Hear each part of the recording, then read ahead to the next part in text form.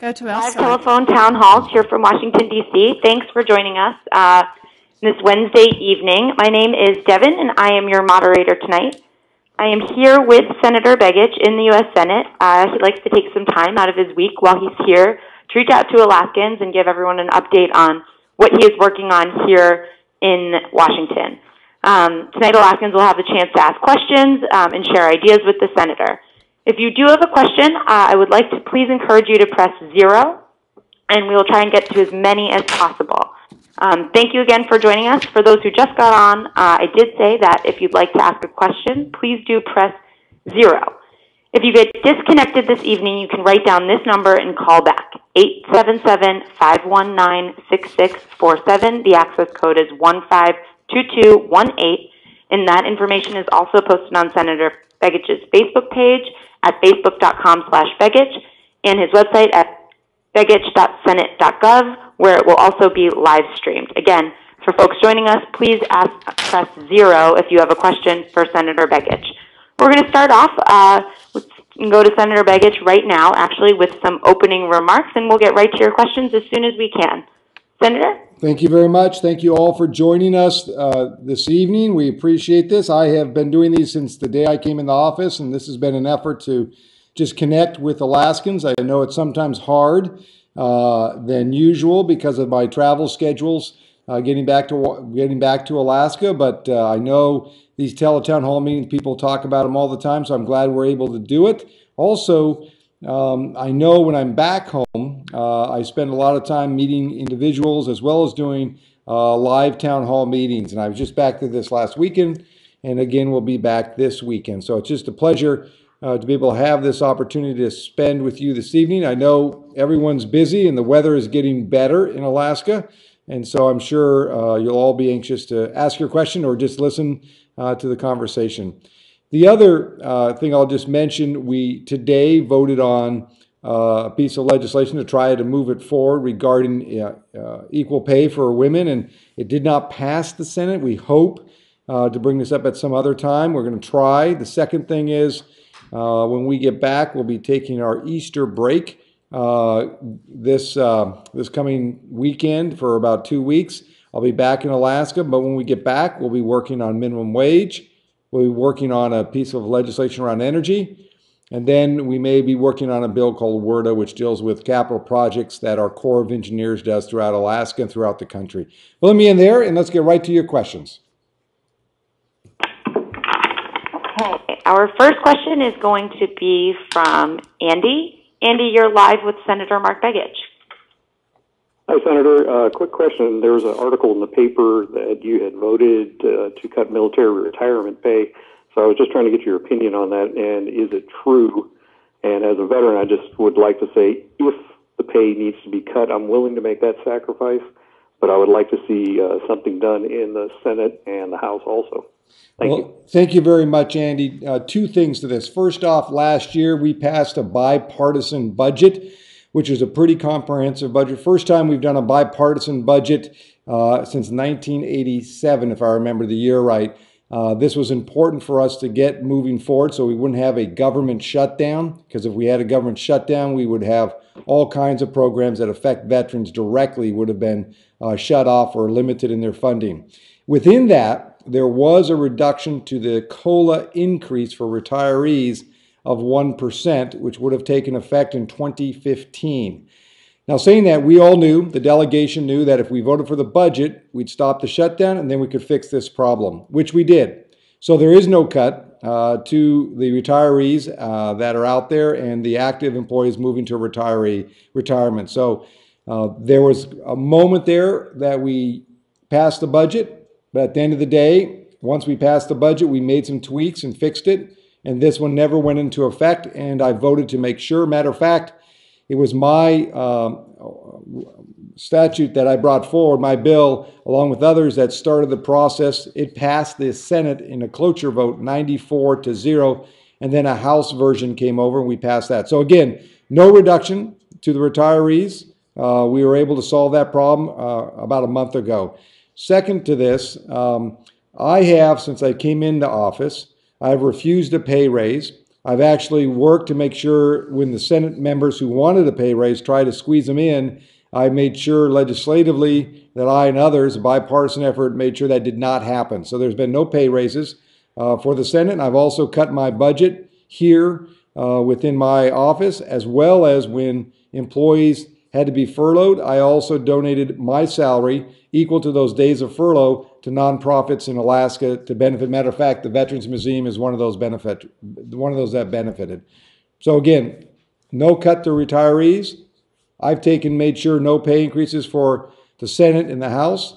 And 3, when we were furloughed, I made sure the same amount that was days we were furloughed, I took that money that would have been paid to me and donated to Alaska charities. Next question. Okay, and for folks just joining us, if you have a question for Senator Begich, please do press 0.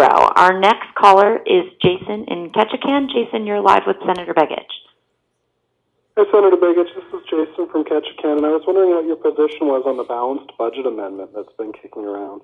I actually am a sponsor of the balanced budget amendment. I'm one of the few, I might be the only Democrat, but a few Democrats that have sponsored along with a sizable amount of Republicans, but I support a balanced budget amendment, and I have supported since the day I came into office. Next question. Okay, we can go to the next question. Our next is going to be from Chris, who is in Juneau. Chris, you're live with Senator Begich.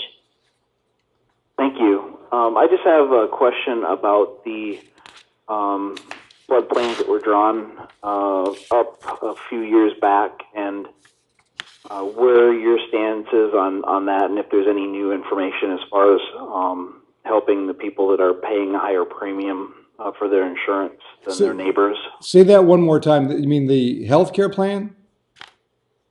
No, the FEMA flood insurance. Oh, flood insurance. Okay, I'm with you. Planes are drawn. Yes. My neighbors don't pay as much in insurance as I do. Yes. There was recently, in the last 6 months or so, people were allowed to be grandfathered back to their, old premiums.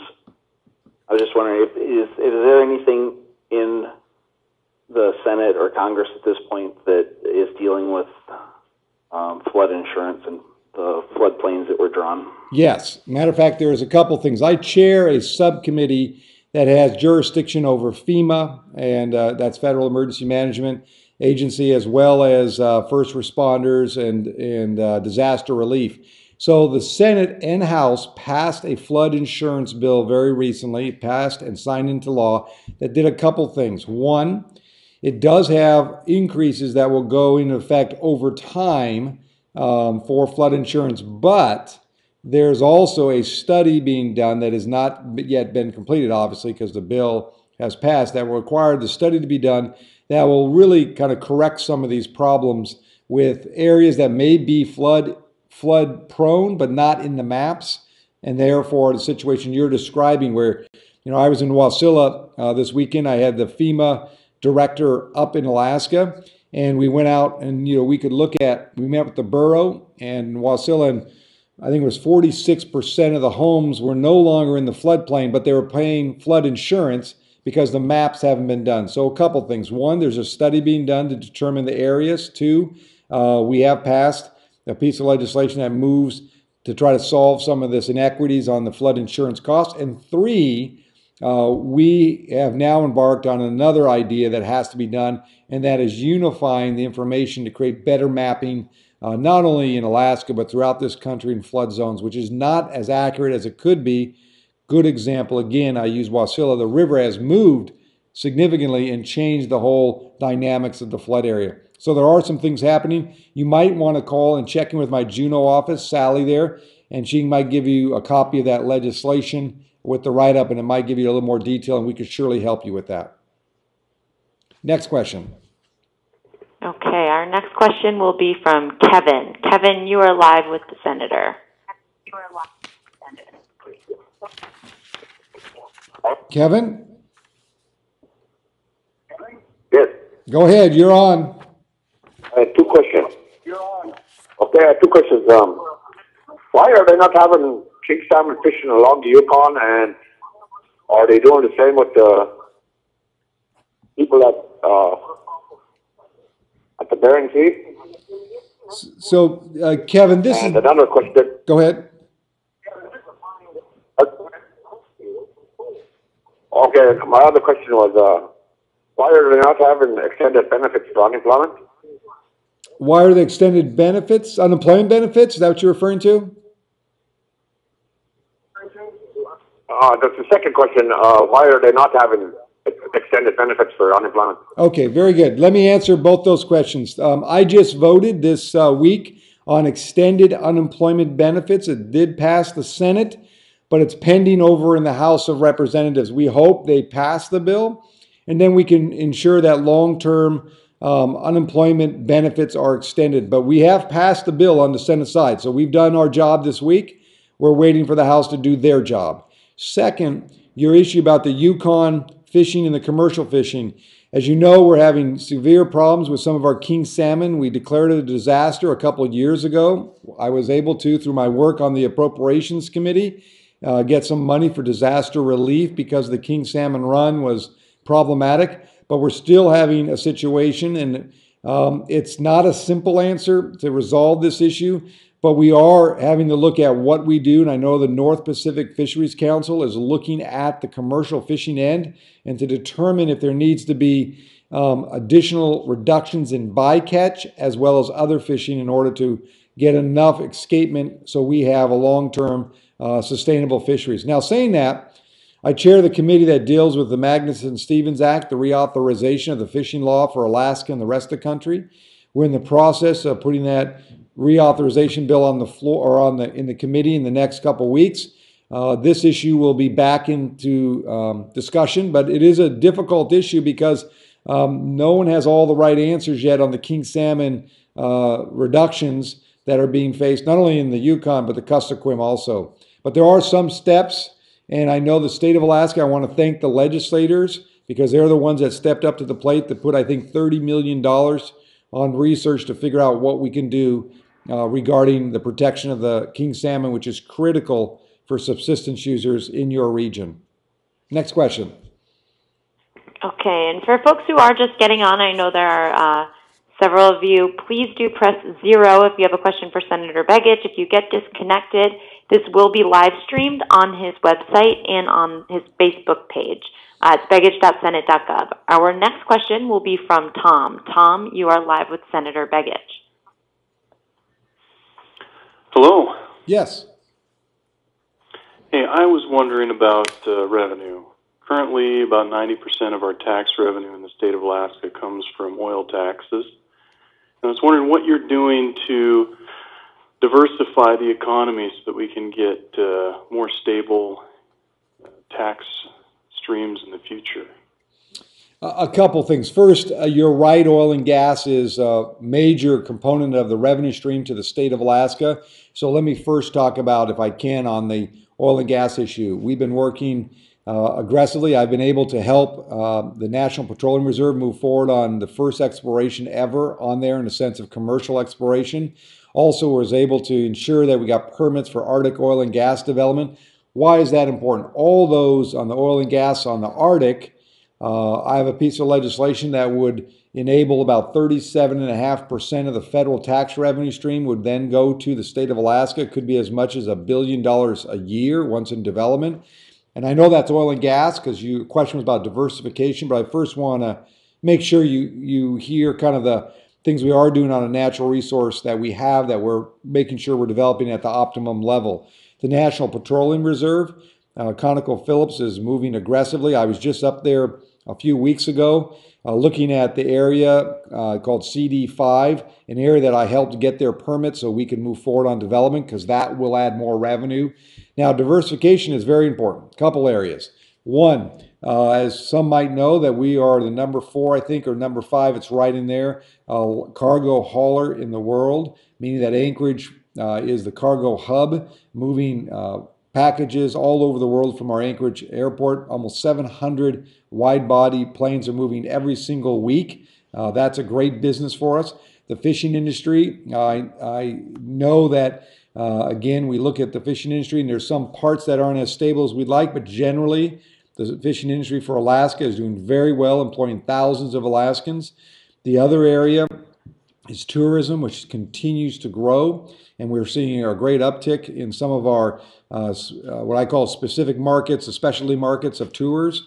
That's going well. We're also starting to see for the first time in the last few years all that medical work that was done out of state. When I grew up, I was born and raised in Alaska, and I saw I don't know how many times people would leave the state to get their major surgeries. Now that's all done in state. Majority of it, that means those dollars are staying in state. We now have a shortage of nurses. We have a 2-year waiting list in our education programs there. So we're diversifying, but our biggest challenge right now is to make sure we have the workforce ready to able to work. The mining industry now has over 500 more jobs in that industry in the last 6 years. The oil and gas industry is at its peak since the pipeline era. So there's a lot of activity going on. And then put that aside, the military, Alaska is becoming a new focal point for international security. Our missile defense system is now in a robust redevelopment. We're in line now for the F-35s, which could add almost 3,000 people to our workforce within Alaska. We're 2 locations out of 5 that are being considered. So the military is now becoming even a stronger element. And last, the shipping and movement of products through the Bering Sea over the north of Canada and Alaska, as well as over Russia. We're becoming a shipping hub and a lot of business on the western part of Alaska. So we are diversifying, and I've done several pieces of legislation to assist that effort, but also making sure we have the capital investment to make sure that we have the infrastructure to support this new development. So there's a lot going on, and I have to say our office, if this isn't one of the top priorities, making sure we have a diversified economy in Alaska, it's right up there on the top. Next question. Okay, our next question is from Marjorie in Juneau. Marjorie, you're live with Senator Begich. Thank you. Good evening. My question has to do with the difficulty in passing the equal pay law, whatever they are, in the Senate, and the fact that this is such a difficult subject all the time. I mean, knowing women took 70 years just to get the vote. That's right. How long will it take for them to get equal pay? Marjorie. Equal work. Yes, Marjorie, you are absolutely right. I can tell you, as some may know, my father died when I was 10, and my mother was 34 years old, had to raise 6 of us, 4 boys, the youngest being 4 years old.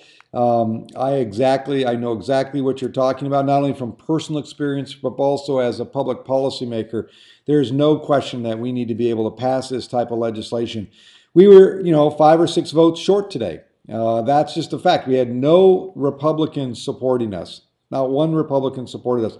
This is not a complicated concept. It just says we want to make sure there's equal pay for equal work. What's so wrong with that? That seems like a logical thing to do.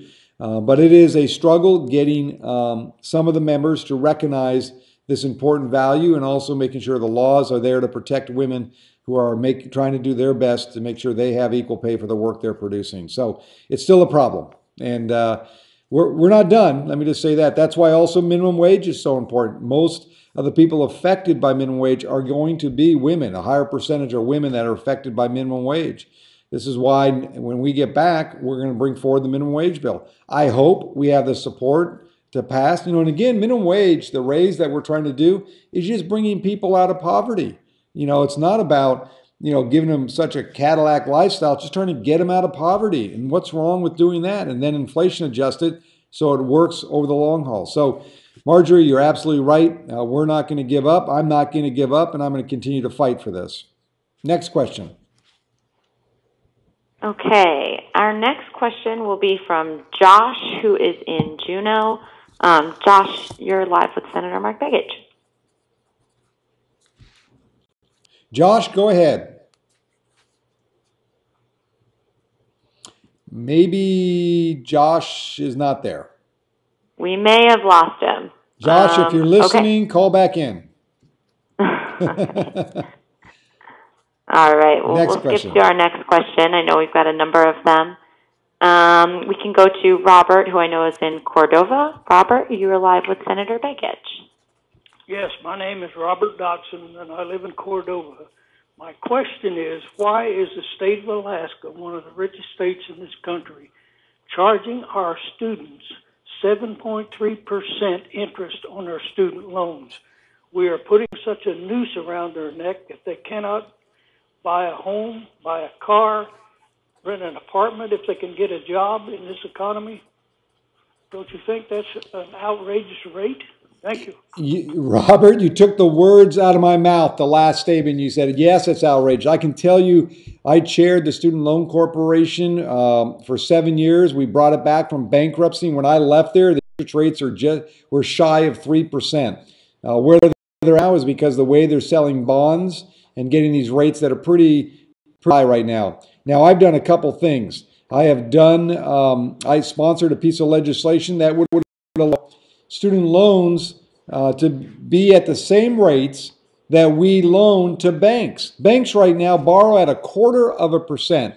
And what we've done in a piece of legislation, say, look, we recognize it can't be that low because you got some fees to process these loans, but we surely can get them in this 1% and 2% and 3% rate structure, because the largest debt on families and individuals is student loans. It is preventing them from being able to buy their first home, and amazing the cost of education today. Matter of fact, you can borrow money for a car cheaper than you can get a student loan for. And there's one thing about a car, no disrespect to car dealers and car owners and so forth, but the minute you drive right out of the parking lot, your car depreciates in value. There's one thing we know about a good education: it appreciates, it gains value once you have it.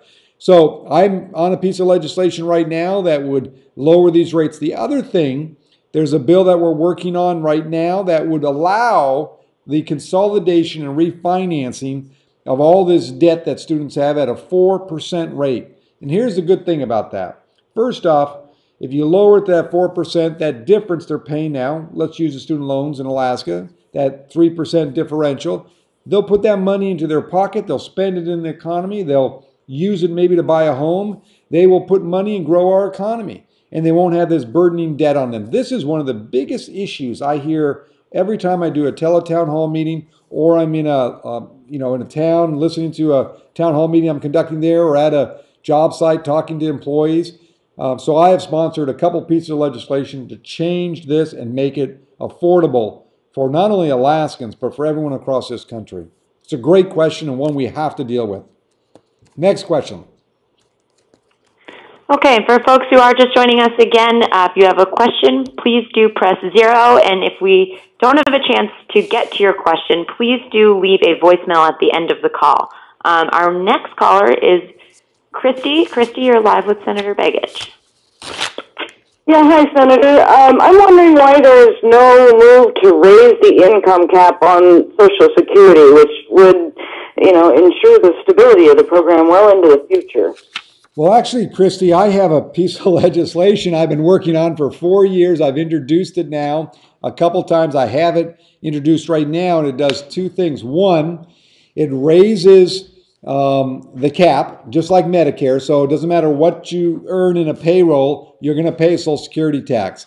That alone will add 75 years or more to the life of Social Security. Along with that, I'm changing the COLA, the cost of living index, from what it is today to an elderly cost of living index. Why do I want to do that? Because you want to make sure the money you're getting through Social Security actually represents the goods that you're buying at that age. And the current COLA does not do that, so you lose your purchasing power. This will change that. Again, I agree with you. I have a bill. Please go to my website. I'd love to have more support on it. It is important to preserve Social Security. It is one that we know people, this is not a hard problem to fix. The other thing is, mine guarantees, and remember, Social Security is a pension program. It is not a program, a special deal. It is, you paid into it. It's a retirement. You get money back for what you pay into it. And it doesn't matter what your income level is, you do get something back through my proposed legislation, but everyone who earns a wage pays into it. Next question. Okay. Our next question is going to be from Jeff, who is in Sitka. Jeff, you're live with Senator Begich. Wow, Mark, I didn't think I was going to get through, but if I had some more time to prep for this, maybe my question might be, but your previous caller about the entitlement or about Social Security was right on the mark. My question really is for you, since I voted for you last time. Do you regret at all voting for the Affordable Obamacare? Jeff, the Affordable Care Act, which passed the Senate and passed the House and signed into law, I think it had a lot of good aspects to it, but also had some issues. I know when I voted for it, I said it wasn't a perfect bill and we're going to have to continue to work on it as it moves forward, but I felt it was a movement in the right direction for one simple reason, that before that law passed, 34% of Alaskans were rejected for health care coverage if they went to go get individual plans. Today, zero. The other thing that's important to note on it, it got rid of all those issues about pre-existing conditions, creates preventive care. It does everything that you can think of to make sure insurance companies cannot cancel you, get rid of your plan, or kick you off a plan. So it was important. The third part is, as I said, it's an important bill, but we got to keep working to fix it. I've presented several items. For example, I've heard from Alaskans that they want additional choices, and I agree with that. That's why I proposed the copper plan. Lower premiums actually saves money to the federal government, and it gives them still the preventive care, but a much better program in the sense of a lower cost program for them. The other thing I did, I heard from small businesses under 50 employees that said, look, we know we're not required to offer health care, but we would like to. The program that was built into the Affordable Care Act wasn't advantageous to them. So I've changed that. I proposed a piece of legislation that ensures that small businesses will get additional tax credits and be able to afford to provide health care to their employees. Along with that, I believe that insurance companies should work over state lines. They should also have some additional elements to make sure the law is working for Alaskans. And I'm going to continue to work on fixing it. It's not a perfect bill, but we should continue to fix it and not be focused on going back to the days when 34% of Alaskans who wanted health care were denied health care. Today, zero. And I'll leave it on this one note. I was in Muldoon in Anchorage this last weekend, and I visited a VFW post, and one of the people who worked there came up to me and just thanked me. And I hear this all the time now for Affordable Care Act. Why? She never was able to get health care coverage. Today, she has a $500 deductible, $30 copay, and a very small premium, and she's very happy for the first time in years. She's getting preventive care and health care coverage that she could never get before. So again, we're not going back to the old days. We're going to work to fix it, and we're going to move forward. Next question. Okay, our next question is from Wayne, who's in Fairbanks. Wayne, you're live with Senator Begich. Hello, Senator Begich. Yes. Why don't we go east and open up ANWR instead of NPR on the west side, which is determined to be much less chance of finding oil over there than it is where we know there's a huge amount of oil in ANWR. Yeah, let me give you two thoughts on that. First off, as you know, for 30 years plus, we have been focused only on ANWR, and I'm a strong, aggressive supporter on ANWR. Do not get confused here.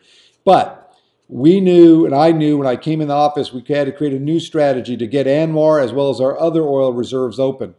So instead of doing what I call the Babe Ruth plan, just one field, ANWR, and only focused on ANWR, I did the Moneyball approach, which meant we're going to go after ANWR, National Petroleum Reserve, the Chukchi, and the Beaufort Sea. All this is 4 opportunities for us to go after oil and gas exploration. So what are we doing? NPRA. CD5 will start developing and producing on one of its first wells, 17,000 barrels in the next 18 months. Along with that, we're about to get approval on what we call GMT 1 and 2, 2 other fields within the NPRA. Second to that, the Arctic is now open for business. Shell has had some struggles in getting their equipment and logistics, but they're now moving forward. We know just in the Arctic, the minimal amount of oil is 26 billion barrels of oil, give or take a few, and that's the low number. We think it's a much greater number. That is important because it's employing a lot of opportunity and gives us a huge employment, not only in Alaska and the North Slope, but throughout. Now, on ANWR, Lisa Murkowski and I have a bill to do directional drilling in the ANWR and trying to figure out how to crack that open. But we're not going to give up. Let me just say that at the end of the day, we got 3 base hits, and now we just need to hit the 4th and get a home run. But I feel pretty good about where we're going just on National Petroleum Reserve. It hadn't been any development since it was established. For the first time now, development's occurring. I was up there a couple weeks ago. 500 people working on building that road for the National Petroleum Reserve, along with then the oil exploration. Once the Arctic opens up, they estimate just in exploration in the next 3 to 5 years, as long as exploration moves forward between the 3 companies doing business up there, could be as many as 5,000 employees. So you bet we're going to keep working on ANWR, but we're also going to work on these other fields that were idle for many, many years, and now they're moving forward. And we need to fill that pipeline. I can tell you one thing. While the state's twiddling their thumbs, we're doing everything we can here in the federal government to make sure that pipeline is filled so Alaska has the fuel going through there to protect that pipeline. We're doing it. We're waiting for the state to get off the dime, but we're going to do everything we can here. Next question. Okay, next question is going to be from Marvin in Ketchikan. And just before Marvin goes on, I know we have a bunch of people on the line. If you have a question, please do press 0. We still have plenty of time. Marvin, you're live. Hello. I'd like to know why we can't barge gas from Alaska to all the towns and villages instead of having it barged up from south there and making our gas higher than anybody else. Well, it's a great question. It's one that is really perplexing a lot of us on how to figure out how to do a better deal with regards to energy. But let me give a broader sweep if I can first before I just talk about gas or diesel to rural Alaska and areas. First off, take Southeast. What we should be doing in Southeast right now is doing everything we can to create the interties to connect up all the hydropower there. We have plenty of hydropower. We have surplus of hydropower, but it's stranded in certain areas. We should do everything we can, and I can tell you our office is, and making sure that we connect that link up and make sure they have hydropower at the highest capacity. And that will solve a lot of problems and get low energy costs to Southeast. In rural Alaska, in western part of Alaska, we've been making sure the Energy Department and other projects are investing in wind energy and alternative energy to give multiple choice of energy sources. But saying that, that's not enough. We do have to have some sort of other fuels. And I'll use, for example, the Bethel region, one of the most impoverished areas of the state. Donlin Creek, a big mining project that I support, is building a power plant. They're going to bring gas over from Cook Inlet. It's halfway to Bethel. We should be getting the state of Alaska working with us here in the federal government to finish that off and get gas or electricity to Bethel region and all those villages. It's a very easy idea. It costs some money, no question about it. But here's a private company bringing that over to us. Lastly, I'll say this. You know, I hope someday the state of Alaska, sooner than later, gets off the dime and builds a gas line. They've been, again, as I said earlier about oil, they've been twiddling their thumbs. Same thing here. Not making a decision means an indecision, means less and less opportunity for Alaskans. We need to build a gas line from the North Slope down to the Fairbanks region, oversize it, and then from there, the private sector will take the lines wherever they need to. But we need to have first priority is gas for Alaskans. Because without gas for Alaskans, we'll never have the ability to thrive as an economy, especially in rural Alaska and the interior. So get the gas line built, oversize the line to the interior, make sure Alaskans have gas first, continue to expand our renewable and alternative energies, and in Southeast, get the intertie system connected and get us on the hydro that's sitting there and stranded and ready for use. Next question. Okay, our next question is from Kathy. Kathy, you're live. Oh, my name is Kathy Music from Kasilof, Alaska. And my question is, why don't they, instead of trying to repeal the Affordable Care Act, make it to where we can cross state lines for insurance? I'd like to know if that's even possible, and we could save a lot of money. Alaska is at the top of the list. Kathy, great idea. Let me give you an example. Here I am in Washington, D.C., and then, of course, my insurance premium that I pay for is based on Alaska rates. And so I use my doctors in Alaska, but if there's an emergency, I have to use them here. but I'm paying a much higher premium rate. The Affordable Care Act does two things. One, I agree with you. This whole nonsense of let's continue to talk about repealing, let's fix it and do what's right here and making sure people have access to affordable health care no matter where they live. That should be the first priority. Second to this is I support the idea of healthcare purchasing over state lines, but here's what does happen. I may be wrong on this year, but every insurance company in the exchange will be required to offer multi-state plans in all states. I think it's by 2016. I may be wrong about that, about the year, but I know they're going to have to provide multi-state plans. That is a very big first step. There'll probably be, once we get out of this political season where people just are making political statements about the Affordable Care Act, I think we're going to see some members on the other side working with us, and this will be one I'll be working on. I agree with you. We couldn't get the votes when we were proposing the legislation originally, but this is one I support, and I think we can get there over time once we get out of this, hyperventilated political season where people just want to, talk about repeal because they have no plan of their own how to make sure Alaskans get affordable health care coverage. But I agree with you on that. Next question. Okay. We've got James in Eagle River. James, you are live with Senator Begich. Hello, Senator Begich. My name is James. I live in Eagle River, and I have a question on our deficit. Why do we continually give money to big business corporations and give money overseas to those people over there when we can't even pay our own bills?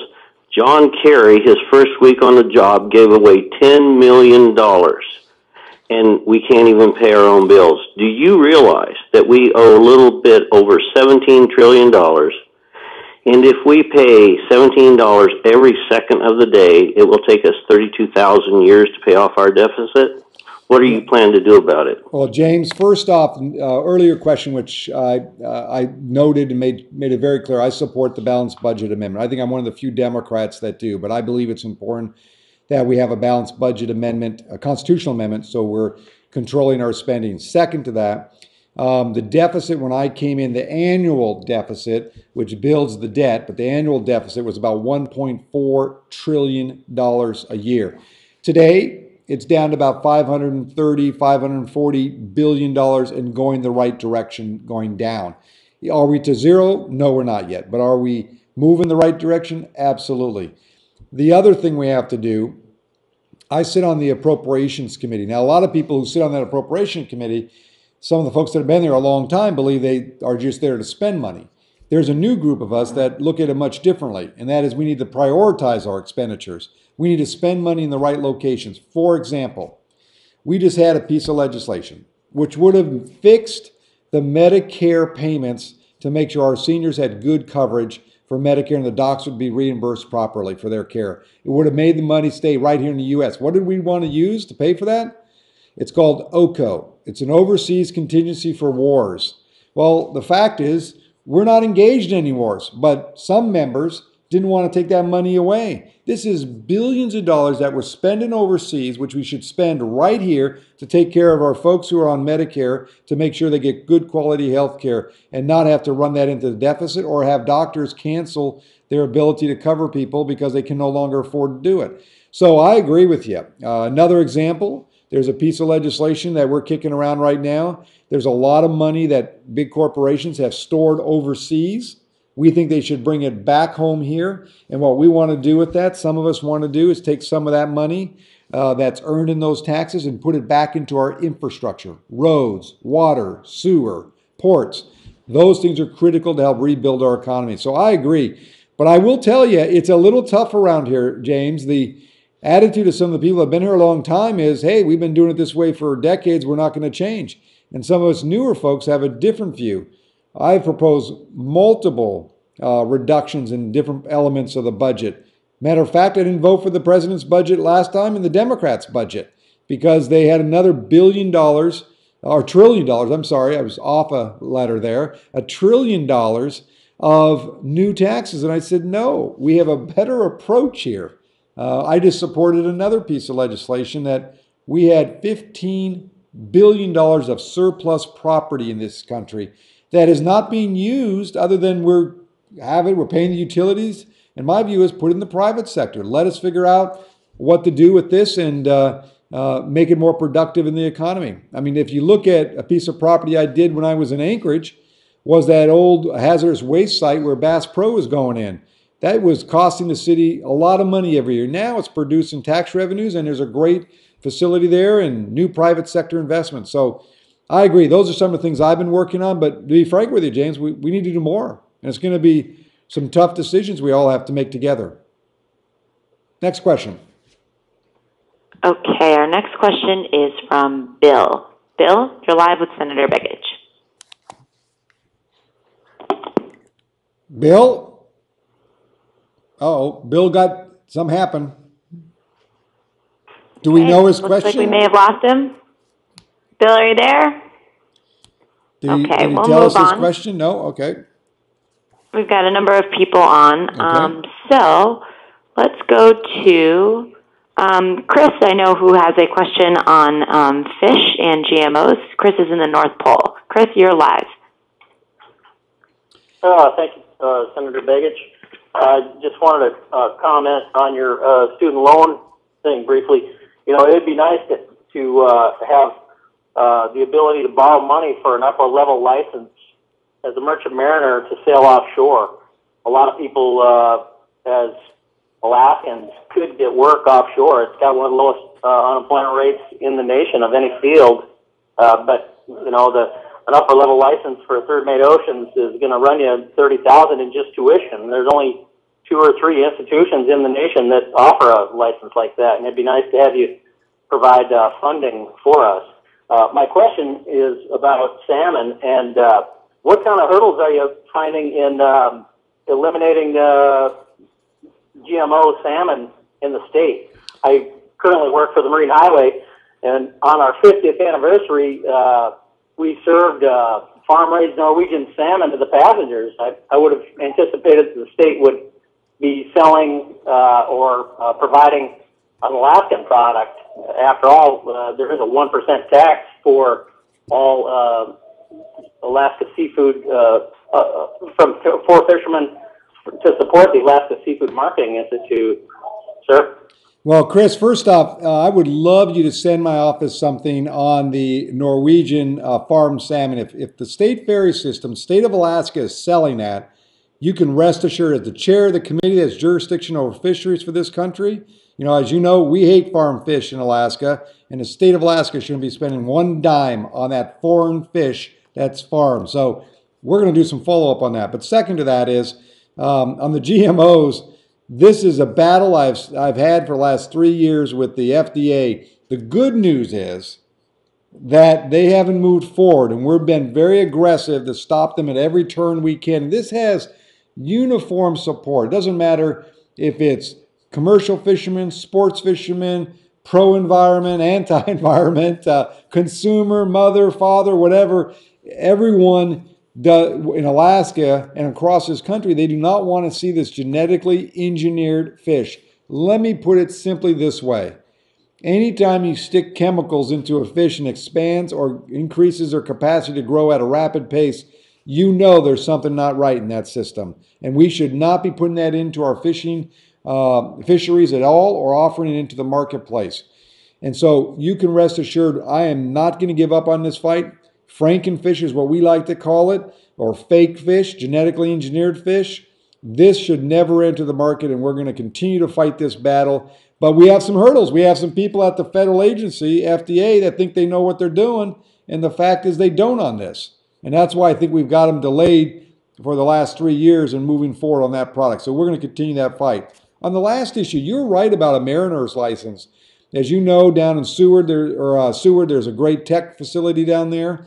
With the increased shipping in the Bering Sea, as well as the work on the North Slope and the work they're going to do offshore, there's a great need for those certifications.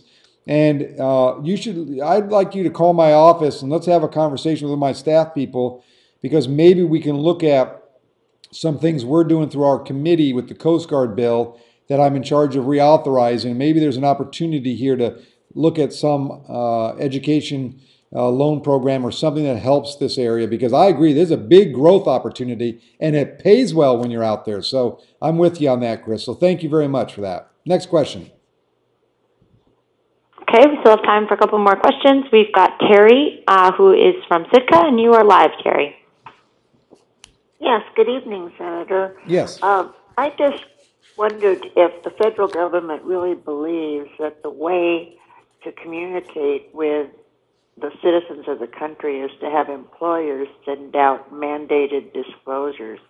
I'm a personnel manager of a kind of a large company, and when I started this, we had no mandated disclosures. Now we have 2 or 3 for our 401k. We have 2 or 3 from each of our insurance companies and HIPAA disclosures, and I send out 100 pages or more of information to each employee every year at certain mandated times, and not one of those employees has ever read a page of it.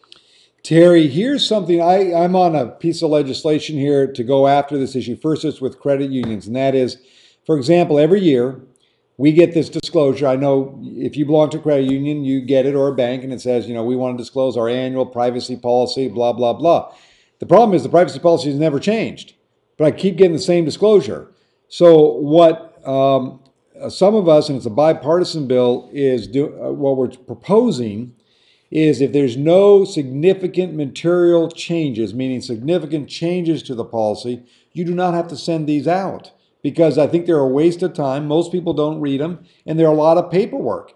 Now, what you've brought up is an interesting piece of the equation, which I have not looked at, but I'd be happy to, because we've been looking at what credit unions have been required to send out, but this other issue, which is very interesting, about employers who are required to send disclosures. And my view on this is, employers, banks, credit unions, credit cards should not have to send out disclosures unless there are material changes, significant changes to their rules or regulations that they're now implementing. And that's the time they should do it. If it's just the same old thing from the year before, they shouldn't waste the time and the money, because I've already gotten that when I opened my account. So I agree with you, Terry. But I'm going to take a look at this 401k issue. That's a very good issue. Next question. Okay, next we have Christian. Christian, you're live with Senator Mark Begich. Thank you. My question is in regards to the last federal budget that you voted for, which stripped out not only the extended unemployment benefits from the working class that have fallen on rough times, but it also cut out the cost of living increase for the soldiers of this great country that have put their life and limb on the line. And my question is why you would vote for something that would do that. And in a follow-up, there was an amendment opposed that was going to put that cost of living increase back and extend the extended unemployment benefits. And it was going to do that by taking away the child tax credit from illegal immigrants. And you voted with your party down the party line against that. But I'm wondering how you could vote to take money away from the American people, but not the Mexicans. Well, let me make it. That's my question. Great question. Thank you. Again, I'll say it again about the budget. We had to pass the budget in order to get to the appropriation bills to put the money into the different agencies. And the budget bill was supported by the whole Alaska delegation. It passed the Senate the first time we had a bipartisan budget. Why did we do that? Because we did not want to have another shutdown. If we would have had the shutdown, veterans would have lost benefits. People waiting to get disability payments, in a sense of lining up and getting their application process, would have been denied. Veterans who were in the middle of school would not have gotten their education programs. There was many things that the veterans would have lost out on if we would have gone through another government shutdown. So we made the calculated decision that passing the budget would preserve those benefits.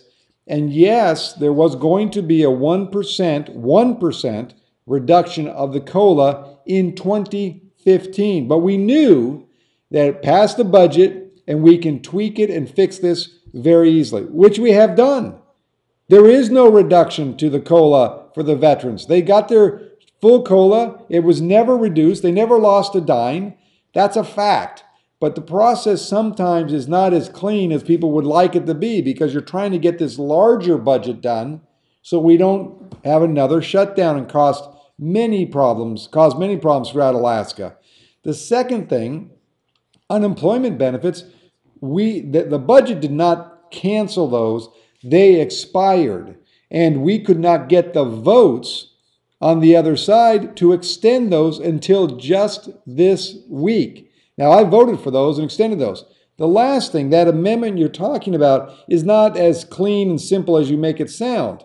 The child tax credit, this was available for individuals who, yes, some of them not documented, but paying taxes. They are paying taxes. And this would have been credits that they would have got for their kids who are here, legally in some cases, in most of the cases. So I just tell you, it's not as simple as these blogs like to put out there, or these political campaigns like to put out there, or the talking heads on all these news shows that like to just take the highlights to get people all worked up and full of fear.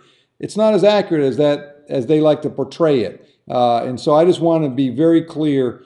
The bottom line is retirees have their full COLA, and 2, the Senate passed an unemployment extended benefit. It's now up to the House to take action on that. I hope the Republican House does that.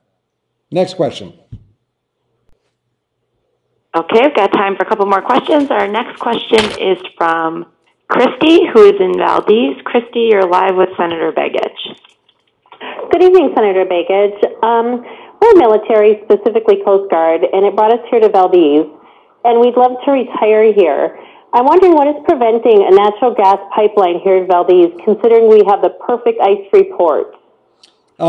It's a great. First off, thank you for your work and your dedication to the Coast Guard. I just met with the potential new commandant on the Coast Guard. We're very excited about his ability to serve this country and also serve Alaska.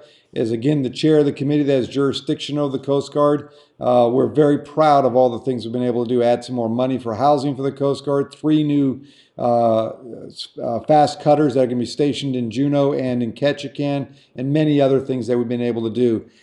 The gas line is, the federal government, when I got here, one of the first things I did was work with the agencies to make sure if the state of Alaska decides on a gas line, then the federal government will not be the holdup. We will be able to move the permits and expedite that process very quickly. But the state of Alaska has been, I don't know what they're doing. Every time I turn around, there's a new plan of action. First it's a bullet line, then it's a big line, now it's a bullet line again, or now it's a big line with maybe a bullet line. Maybe it's going to go to Kenai, maybe it's going to go to Valdez, maybe it's not going to go anywhere. So at the end of the day, the state of Alaska needs to do something on this. And I know the state's trying to make a decision on what's the right location. Is it? And I think they've determined through the private sector folks who determined the Kenai area is where they want to have the end product.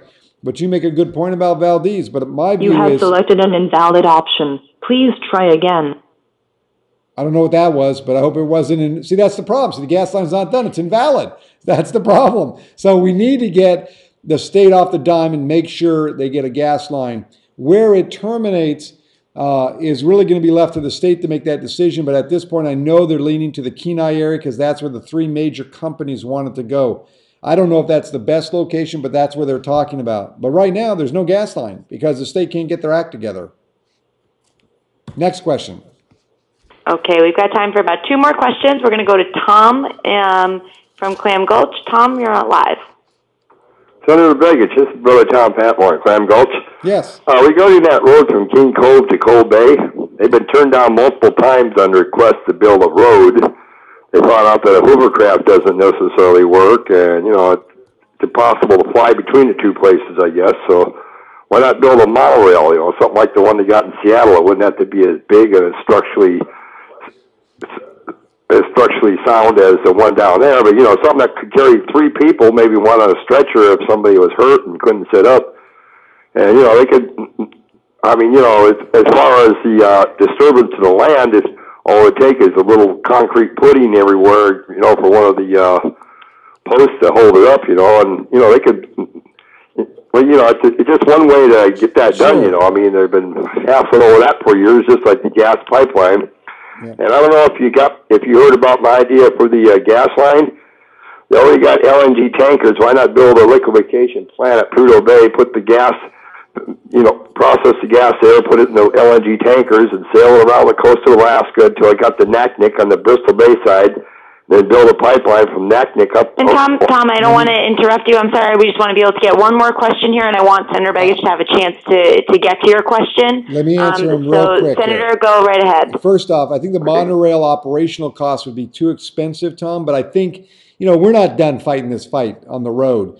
We have some ideas we're presenting, and we're going to keep fighting this. I had Secretary Jewell here from the Interior Department meeting with the community, and by April 15th, there's some additional information we're going to be submitting to her to try to push her into the right decision here. But we're not giving up on that road because that's the right decision long term. Second, I think the monorail, again, cost-wise, the capital investment would be very expensive. The third, or the other issue, yes, I've heard that idea before, but most of what people are talking about is putting gas in a line and moving it down. That is actually beneficial for us as Alaskans because we get the revenue stream as it moves through the line and we get taxes and royalties. Next question. Okay. We will finish here. Just one quick question with Bruce. Bruce, you'll be our last caller. And just to say to folks who remain on the line, if we didn't get to your question tonight, please do leave a voicemail for Senator Begich. He will be able to follow up at the end of this call, and you can always watch the town hall if you missed any of it on Senator Begich's website. So our last call will be from Bruce. Bruce? Hello, Mark, are you there? I am here, Bruce. Go ahead. Hey, first of all, Mark, I want to thank you for your service in our government, as my wife and I are both veterans, and we appreciate what you have done. Thank you very much. Question. I'm a commercial fisherman for salmon down here. I fished for the last 10 years, but I've been a teacher for 28 in Alaska. Our biggest issue right now is that the federal government is in charge of the halibut treaty, and every year they keep cutting the halibut quotas down more and more, and probably for good reason. I'm not arguing that. But the big issue is that in southeast Alaska in particular, we have all of these facilities that are making our juveniles and releasing them, and we have an international treaty with Canada, and it is just getting to the point where we're not getting near the fish that we produce. And I know the scientists and all the people that are working on it are trying their best to do a good job. Okay. But we've got to make a living up here. I mean, this is the way we are. Well, and I'd really appreciate it if you would put forward our concerns and make it so that we can be good, honest citizens. Okay, Bruce, I'm just going to let Senator Begich answer your question so we can wrap up. Bruce, thank you very much. First, again, as chair of the committee that has jurisdiction over fisheries for the country, we're now in the process of reauthorizing the Magnuson-Stevens Act, which is the piece of legislation that manages our fisheries. I will tell you, Bruce, I've heard this issue more than once. It is part of our list of concerns as we draft this bill. We do have some issues with Canada in regards to the changes in fishing patterns and the amount we're producing, as well as you know, in Washington Pacific area, they've had huge numbers in the last couple of years of salmon, for example, that they're now harvesting, where in years gone by, they had really low numbers. So we are re-examining this. I've had 7 hearings in Alaska and listening sessions. I've had one in the Pacific. We've had one down in Florida done by my co-chair, Marco Rubio, and then I've had a couple in the northeast region of the country looking at the whole issue of sustainable fisheries. But you are right. We will have some hard negotiations with Canada at some point here. You can rest assured that I'm going to hold Alaska's priorities on the front burner, no question about it. So, Bruce, I appreciate your concern. And again, let me say to everyone, I appreciate your time. I know everyone has things to do tonight, spending a few minutes on the phone and hopefully answering the questions and you all hearing the answers all together. gives you a little bit more information of what I'm working on, but also what I'm doing here in Washington and when I'm back in Alaska on the issues that I care about. Also, don't forget that if you want to leave a voicemail at the end of this call, you can, and we'll follow up with your question and we'll try to get back to you. Thank you all very much. This is, again, a series of town hall meetings I've been doing since I came into office. I'll be back in Alaska this weekend for several days, and I'm looking forward to traveling throughout the state and, again, being back home and taking care of a few home repairs and a few other things, and then, of course, seeing Alaskans and enjoying the time back in Alaska. Thank you all tonight, and look forward to hearing from you and seeing you when I'm back home.